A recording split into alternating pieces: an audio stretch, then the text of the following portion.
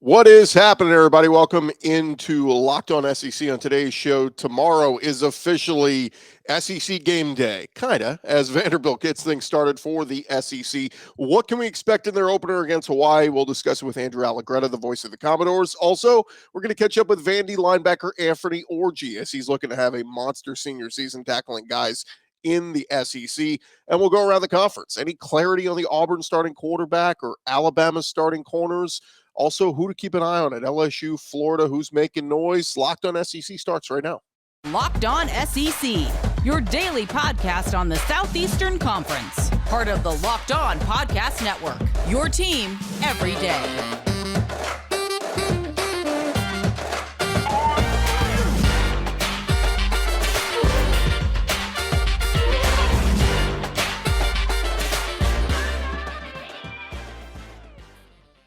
Welcome into Locked On SEC. It's great to have you guys along. Today's episode is brought to you by BetOnline. BetOnline has you covered this year with more props, odds, and lines than ever before. BetOnline, it is where the game starts. I'm Chris Gordy. Thanks for making Locked On SEC your first listen every day. Remember, Locked On SEC is free and available on all platforms, including YouTube and at LockedOnSEC.com. Let's jump into it. Let's go around the conference. Boots out to the right. Makes the handoff.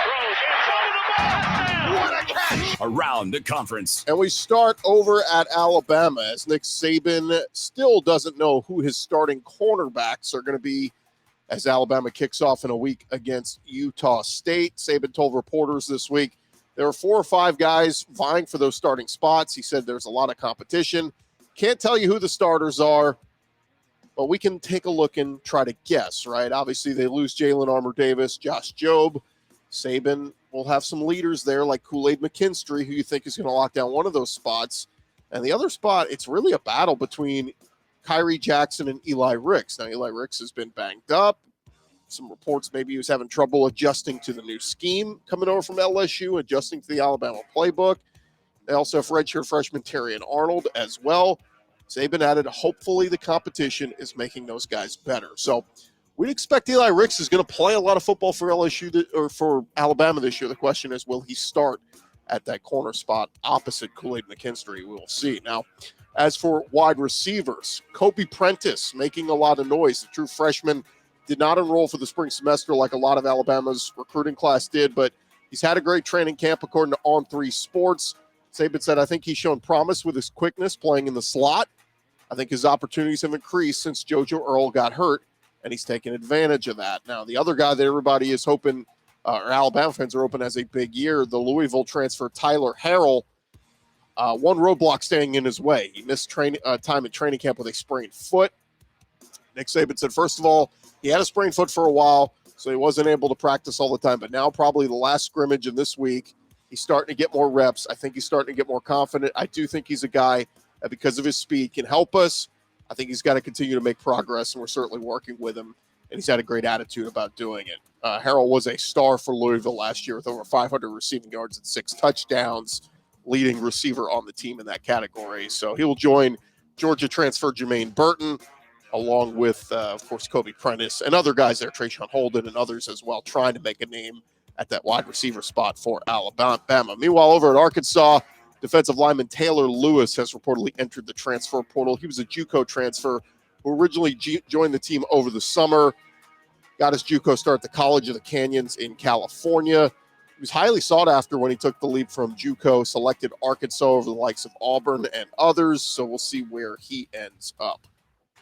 Meanwhile, Georgia football, they could have the best defense, or had the best defense in college football last year, and coming off their national championship title. How are they going to replace that production? Well, ESPN's Pete Thamel, appearing on the Paul Feinbaum show, said, with the depth that Georgia lost, if they can roll it back and be a top 5 team again, then Kirby has recreated Alabama, essentially. There was a lot of talk, and, is Georgia on the same level of Alabama in terms of program? Obviously, they had the one-off, and they did it this past year, winning the title.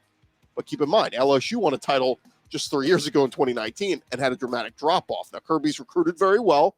Not to say Coach O didn't in his time at LSU, but Georgia fancies themselves as more reloading, never having to go through a rebuild, which is what Alabama does. They reload, they don't rebuild. So the question is, can Georgia do that this year, find themselves winning the East again, getting back into the playoff hunt? true test will come this year. Some people say championship hangover maybe hits some teams. I don't think that's going to happen with Georgia, but we'll watch as this season plays out. Meanwhile, over at Tennessee, Hendon Hooker turned out to be an ideal match with Josh Heupel coming in at the right time. Hendon Hooker says Josh Heupel is the best football coach in the country. A little biased because it's his coach, but he says, look, from day one, coach came in with an attitude of we want to win ball games, and that's what I'm here to do, as well as be aggressive. What I mean is go out there and try to dominate. That's what I try to do when I approach the field and play like it's my last. Heupel has Tennessee trending in the right direction, of course. 2022 going to be one of those big years. Can they take that next step in the SEC East and maybe compete for an East title? It's been a long time since Tennessee's been to Atlanta representing in the SEC championship game. Meanwhile, Tom Hart appearing on multiple talk shows this week talking about his thoughts on the SEC this year and obviously doing the SEC network games again with Cole Kubelik and Jordan Rogers. And according to Tennessean, Tom Hart thinks the two best dark horse picks to make it to Atlanta this year are Kentucky and Tennessee. So there you go. Goes right in hand with our topic of from Tennessee. Can they get back to Atlanta? And of course, Kentucky. They're going to be without Chris Rodriguez for a couple weeks. How much will that matter? And does Will Levis take that next step in his development?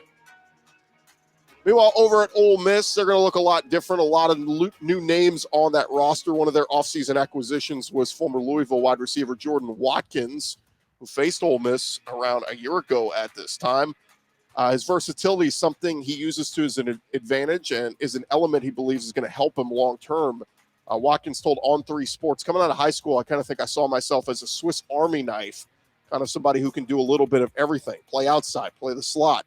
I've been kind of everywhere at practice since I've been here. If you need me to go to the backfield, I'll go play running back. If you need me to play tight end, I'll go play tight end. So it'll be interesting to see how Ole Miss utilizes Jordan Watkins.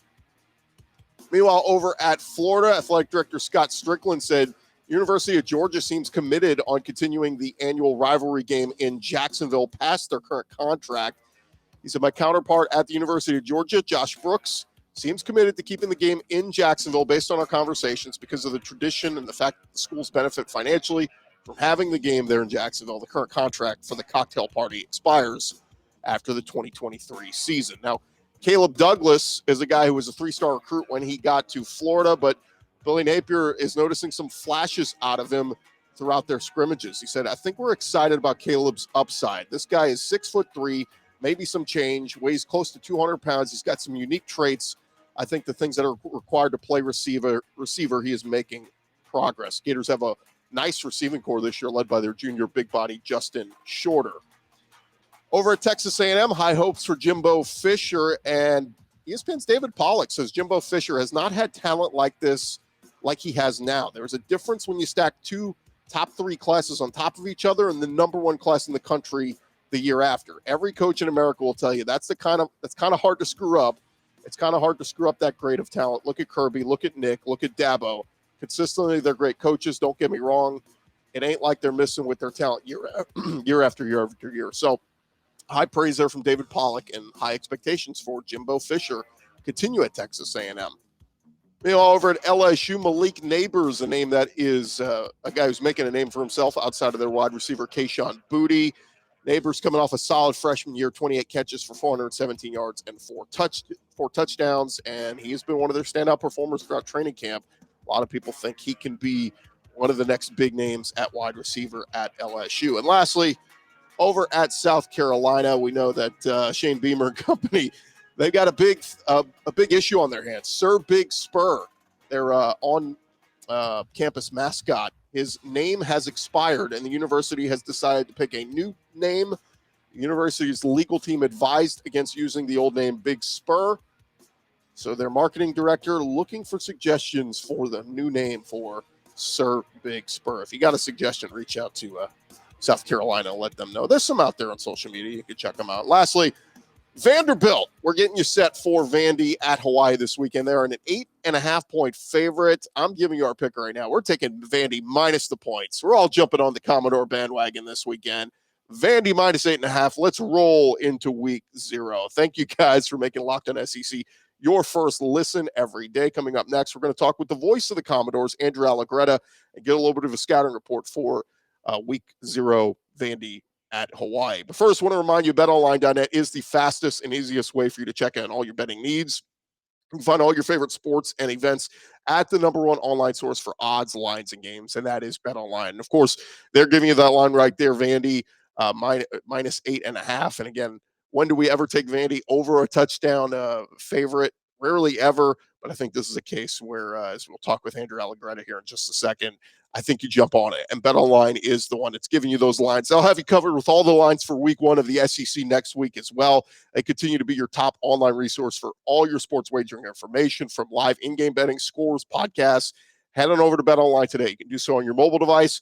Learn all about the action happening today. It is BetOnline, and it is where the game starts.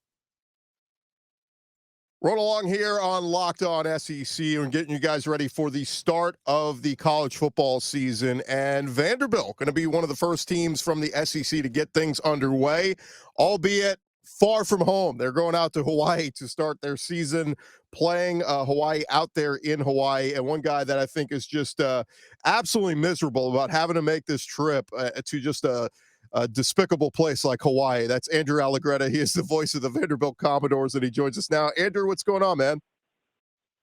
I'm good. Thanks for the invite, Chris. If you want, I can make the Hawaii trip seem less interesting. because we just did it with baseball back in March. We stayed on Waikiki Beach, which is the famous beach. You can see Diamond Head, that whole bit. But when you walk out from your hotel, all of the stores that you see are the Cheesecake Factory, is a Tesla store. It might as well be Green Hills here in Nashville. So it's a 10-hour flight to eat at the same restaurant you could have 10 minutes down the road. So, I'm just saying, if you want, I can make it seem more mundane than it actually is. Yeah, and I'm sure, the prices on things a little bit higher there from what I understand too. So there's that factor, but, Yeah, for sure. A Mai Tai run just $75. I have some friends who work with Memphis, and they were telling me, when they went out there for the bowl game, it was like the greatest thing ever. Hawaii had to pull out of the game due to COVID issues. Yeah, so it was a vacation in Hawaii all of a sudden. That's not a bad go, but here's hoping. No. It's a really cool trip. Waikiki Beach, yes, has become hyper commercialized. Having said that, it's still Waikiki Beach. The beach is fantastic. Hawaii was very, very hospitable during baseball, so I'm excited to go back and do the same thing here with football.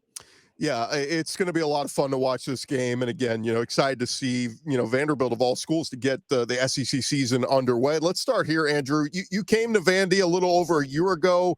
You got to see the start of the Clark Lee era. And look, obviously everybody knows how difficult year 1 was. And everything we're hearing now is a little bit of a different vibe here in year 2, that there is definitely improvement all around the program. What have you seen so far since the start of fall camp, and just what you're hearing around Vanderbilt heading into this football season? Well, there's been a lot of improvements. I don't know how that translates, quite frankly, in terms of the wins and loss columns this year. And I think Clark Lee would admit the same thing. The first thing that you notice is a talent upgrade. Do we have the Georgia roster at the moment? Of course not. Georgia and Alabama have that roster. Not even Tennessee, Florida, South Carolina, Missouri, anybody has that roster. But we do have more playmakers that have grown since the beginning of the Clark Lee era. We had a wide receiver by the name of Will Shepherd last year who had a good season. I think he's poised to become more of a regular name across the league rather than just internally here at Vanderbilt. I think we've seen some really nice improvements in the running back room. We've got depth there. Ray Davis is kind of our lead running back, a transfer from Temple that's very, very talented, but we've got some younger guys behind him. And I just think there's playmakers, especially in this younger crop of freshmen, that, whether or not they make standout all SEC teams by the end of this season, certainly have the chance in the next couple of years to be like, wow, Vanderbilt really found some guys in that 2022 recruiting class. I think that's the first thing you notice. And then second, long overdue. And I know we get banged about it, but the facilities are just dramatically getting ramped up. They're not there yet, but we've got just a bucket load of money that we're spending to upgrade the stadium, build a practice facility, and make us in the conversation with the rest of the SEC schools in terms of how facilities should be run. So there's plenty of energy from the football program. Again, it's going to be a slow build, a slow burn here, but we've got the wheels moving. So that's the right step, Chris. I was so impressed with Mike Wright, both at SEC Media Days, and I got to see him a little bit at the Manning Passing Academy, and just seems like a kid who is poised to be a great leader. Obviously, times on the football field, you see him using his running ability. He's versatile. He's able to keep plays alive. What have you seen out of Mike Wright that makes you think, okay, maybe he can take his game to another level this year? Well, first off, he's a charismatic leader, as you alluded to. I think everybody on the team wants to play for Mike, and I think he gets along well with everybody, and he says and does the right things. He's got the athleticism to be wickedly dynamic with his legs. Out of practice earlier today, we're recording this on a Tuesday. He broke off a couple of huge chunk runs. He did that in the spring game. He did that a couple of times last year. He's got that level of athleticism. His passing has got to continue to improve, and the offensive coaching staff, I think they're doing this, has to be smart with how they use him. He's not going to be a drop back 3, 5, 7 step guy that reads the defense, picks it apart, moves the chains, etc. They're going to have to do it in different ways. Now, I think he can have his moments where he does that, right? And he needs to have just enough of those moments to allow his legs to truly be a factor. It's no secret, right? If you're talking about a one-dimensional quarterback in this league, you're going to get pulverized.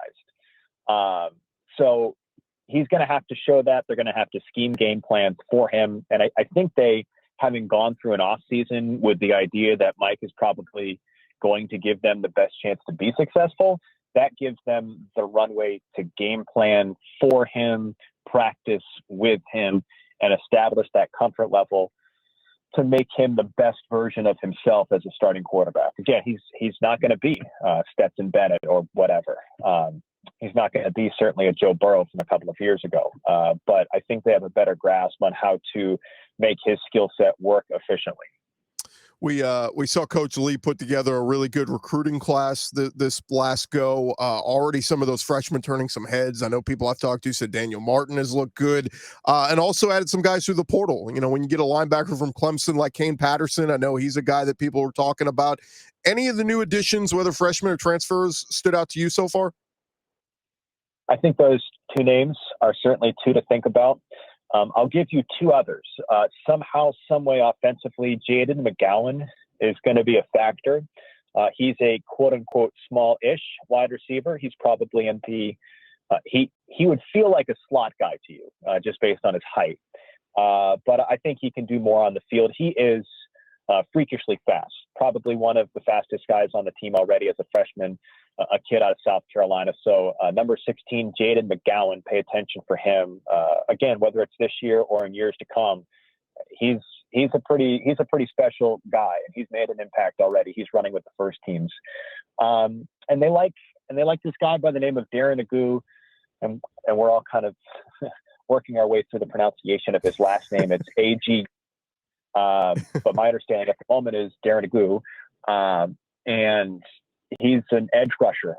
He's a guy that was a Notre Dame commit, but kind of got squishy on spending a couple of years in South Bend. He was originally from London, so I think he wanted the Nashville experience. It fit him better, and obviously a high academic achiever, getting into both Notre Dame and Vanderbilt. So they like him as an edge rusher. Again, whether it's this year that he comes up with 5, 6, 7, 8 sacks, or if it's next year or whatever, but they like his ability to change dynamically how people think about Vanderbilt's defense.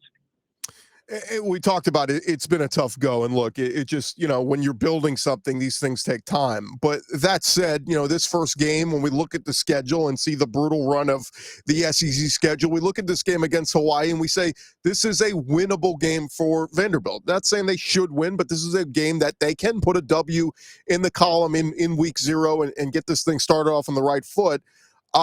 when we talk about new additions, Timmy Chang, I was surprised to see that he was hired. Of course, the former quarterback at Hawaii. He's now there as their head coach, set all these big passing records at Hawaii.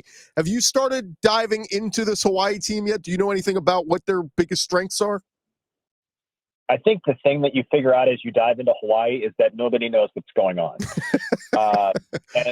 And I don't say that maliciously. It's like there's been so much change, not just with the coaching staff. And it was, first off, if you dive into the Hawaii stuff, it is both sad and sadly hysterical. Some of the things happened. Like it got so bad with Todd Graham that they had to hold like state assembly meetings discussing player treatment, and parents got up there and talked about how Todd Graham would belittle like a player who bought a ukulele and was playing a ukulele. Like it's deeply uncomfortable. Wow. Like if you're the head coach of Hawaii, probably don't belittle the ukulele as it's pronounced out there. But there's so much change between Timmy Chang as well as, get this, 53 new players on that roster. Wow. 50% of that roster is new. So not only do you have a coaching staff where the head coach didn't call the plays at Nevada, his previous stop. So how do you watch film to figure out an offense if the new head coach didn't even call the plays at the previous stops? But you've got 53 new players to figure out, and most of them aren't at the key positions. Like the game is less than 2 weeks away, and I've got no earthly idea who their quarterback is. Not even like it's one of two guys. It's one of like 5 or 6 guys. So it's going to be challenging, right? Not only is it a 10-hour flight, time change, so on and so forth, but you're going out there, and the first quarter is going to be a crapshoot. Like it will test Joey Lynch, the offensive coordinator. It will test Nick Howell, the defensive coordinator for Vanderbilt, their ability to make in-game adjustments. Yeah, good luck putting that depth chart together for calling the game. I think you're going to be... No idea. None. Like I laughably sent the SID, like any chance we get an early depth chart, I was trying to prep notes before I left.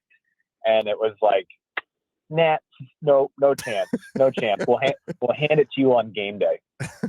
I guess that's a good sign, though. Look, Vanderbilt. If they have that many questions this close to the start of the season, I think Vanderbilt should be, at least they know a lot of their positions. They have a lot of things figured out. So hopefully that bodes well for the Commodores going on the road. We're talking with Andrew Allegretta, voice of the Vanderbilt Commodores.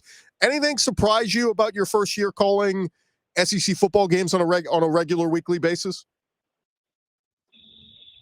Good question. I suppose I should delve into the analysis a little bit better, but the instant reaction is no, not necessarily. Because Chris, you knew me a little bit from the Tulane days, but I also spent 8 years at Virginia Tech, and the SEC and the ACC are not the same as their television contracts would imply. However, I had been around some of the bigger environments, and I had kind of, Virginia Tech went to Notre Dame, went to Ohio State, played Alabama in the Chick-fil-A kickoff bowl back in 2013. So I kind of floated in and around that a little bit. So, candidly, like it's very special to be a part of these environments. I'm looking forward to the growth of Vanderbilt, not to sound like a company guy, but the growth of Vanderbilt, the opportunity of things that we can do here. I've just, on a off the field perspective, have been able to very mildly connect with the music industry in town and, try to get them involved in what we're doing with our radio broadcast using, more modern music and all that kind of stuff. So from a hyper individualized sense, it's been a lot of fun to be around a school that has this backdrop, these avenues to explore different creative options and do it within this league. I know we kind of run our mouth about the degree of the league, the city at Vanderbilt, but for someone that's coming in and that's new and you get to explore those opportunities, it's fun. You can kind of make the most out of them.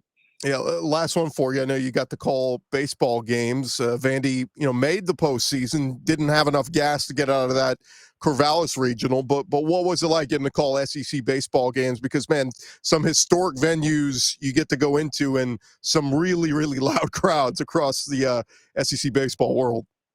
You know, it's funny. I would actually say, just as I'm sitting here talking to you, that there's a bigger difference, at least in my experience, between working ACC football versus SEC football and ACC baseball versus SEC baseball.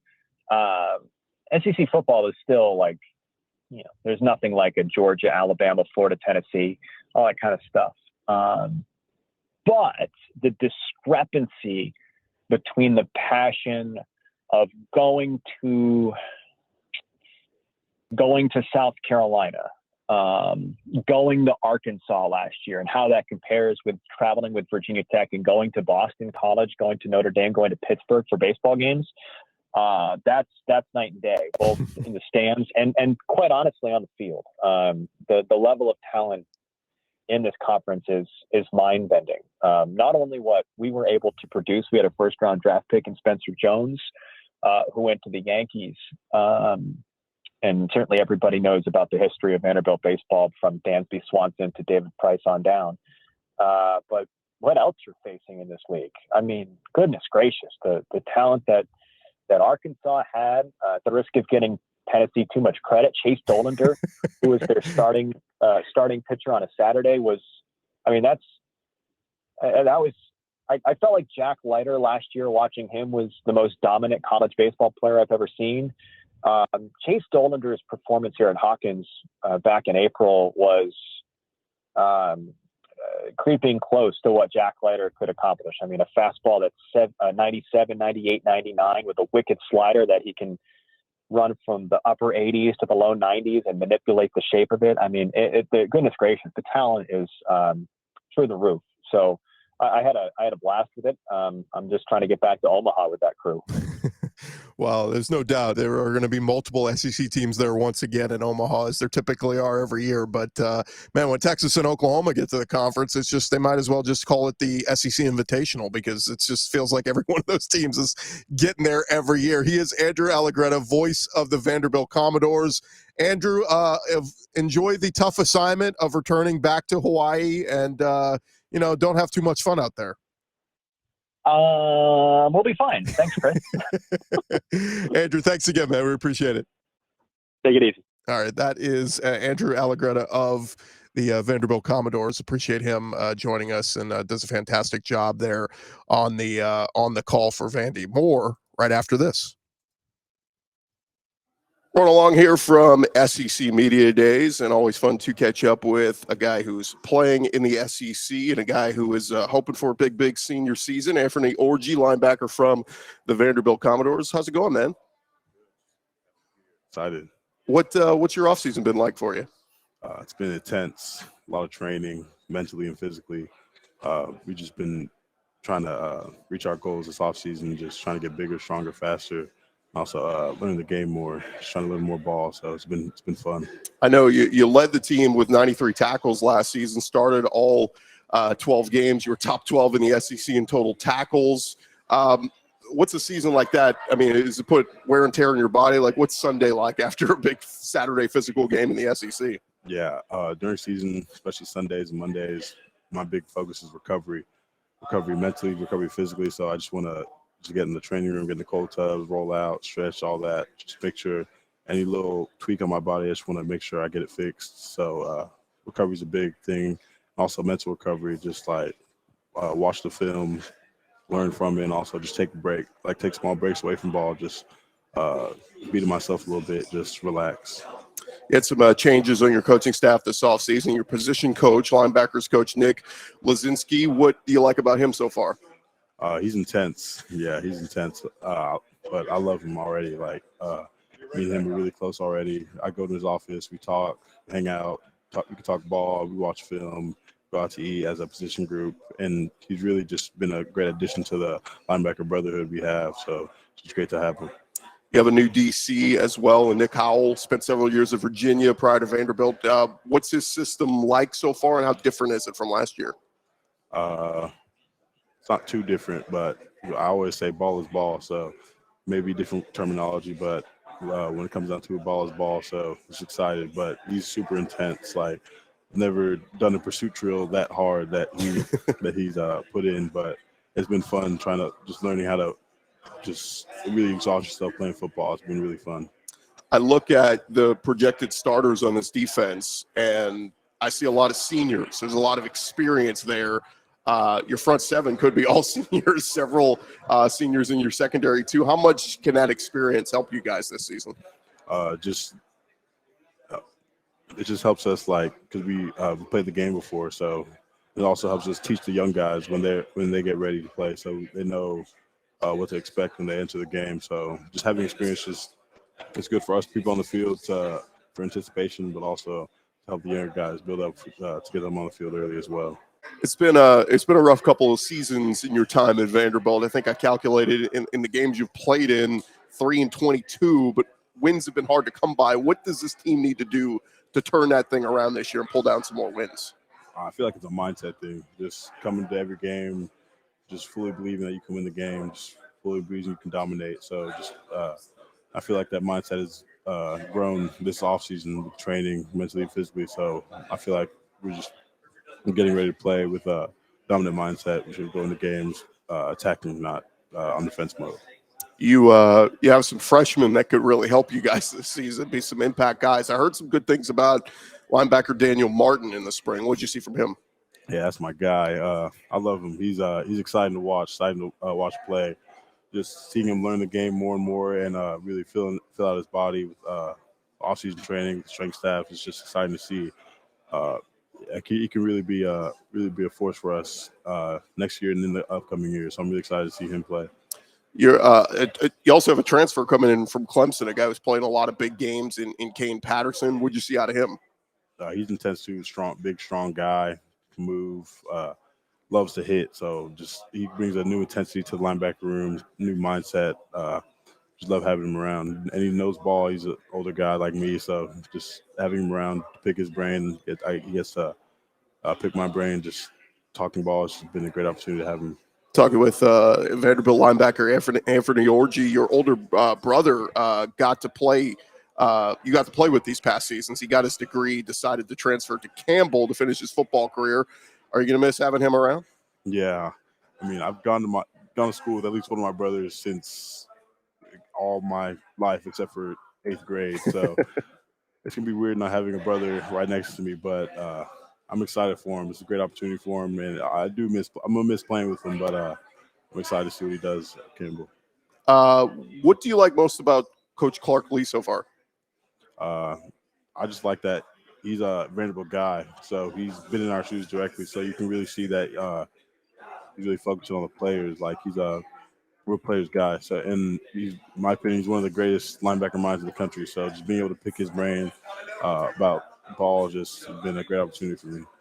He does seem like he brings that intensity and obviously a lot of great defensive experience throughout his time in his career and all that. I saw in your bio you played in the school orchestra all through middle school. What instrument did you play? Yeah, I played viola from 5th grade to 11th grade. Wow. So, yeah, that was fun. I think I was pretty good. I couldn't serenade anyone, but I could hold my own within the orchestra. But that was fun. Does it sound okay playing just solo though? Other people sound okay when they play solo. I can't say the same, but yeah, I'll just stick to playing with the group. That's too funny. Like I said, we talked about earlier. You're Nigerian American. I read your family was not very familiar with football when you and your brother were younger. What turned you guys on to playing football? Yeah, it was actually one of my friends in kindergarten. He just said he was playing on this team called the Rock Hall Jackets youth team. So he's like, "Hey, you should come out," because I was always the biggest guy in school. So he's like, "You should come out." I was like, "Okay." I remember my first flag football game. Like, it said Hut, and I just stood and watched everyone just run. I had no clue what was happening then. Games went by, years went by, and I just learned to love ball. I was actually the first out of my family to start playing football. Like, I started playing football for my older brother, and he started the year after me. So, and then we all just got into it and never looked back. Did y'all ever play? Was soccer a big deal before y'all turned on to football? Nah, we were just big school guys. Just loved reading books. That's what's important, though, right? It's all about getting an education. Oh yeah, we still love reading books and all that, but yeah, we also love ball now too, so that's good. A quick thought on what you saw from the offense. Obviously, having some experience guys back there. Mike Wright, and has made some nice plays on the field at times, and a little bit of a quarterback battle there. But what have you seen from the offense so far? They're electric. Like, they can just come at you and make plays. We got guys with Mike, the Cheeks running back, Will Shepard at receiver. Our line has some experience too, so I'm just excited to see them dominate. I know this spring they've been